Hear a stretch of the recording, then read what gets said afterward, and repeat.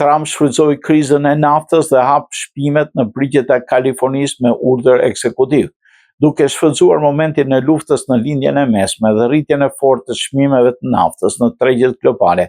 Presidenti Donald Trump ka firmosur një urdhër ekzekutiv që lejon rifillimin e shpimit për nxjerrjen e naftës në brigjet e Kalifornisë, edhe pse më parë një gjykatë kishte bllokuar këtë operacion. Sipas mediave amerikane, vendimi i Shtëpisë së Bardhë i hap rrugën kompanisë Sable Offshore Corporation për të rifilluar aktivitetin në platformat detare pranë Santa Barbers, ku pompimi i naftës pritet të nisë brenda 24 orëve. Kompania ka njoftuar tashmë autoritetet lokale dhe shërbimet zjarfikse për rifillimin e operacioneve, një procedurë standarde për aktivitete industriale që përfshin tubacione dhe materiale të rrezikshme. Sipas burimeve të industrisë energjetike, rifillimi i operacioneve në platformat detare Santa Ynez mund të rrisë prodhimin e naftës në Kaliforni me 10%, ndërsa kompleksi mund të prodhojë 50.000 fuqi naftë në ditë. Megjithatë, ekspertët paremërojnë se dhe nëse shpimi rifillon menjëherë, ulja e çmimeve karburantit nuk do ndihet menjëherë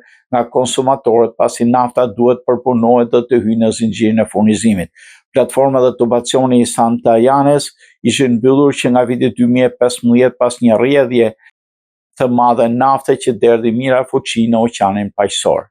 Kompania Sable Offshore me selinë në Houston bleu sistemin nga ExxonMobil në vitin 2024 dhe prej atëherë ka kërkuar vazhdimisht rifillimin e operacioneve. Vendimi i Trump ka shkaktuar një përplasje të fortë politike në Kaliforni. Guvernatori Gavin Newsom e akuzoi presidentin se po përdor krizën globale të energjisë dhe luftën në lindjen e mesme për të hapur bregdetin e shtetit për industrinë e naftës.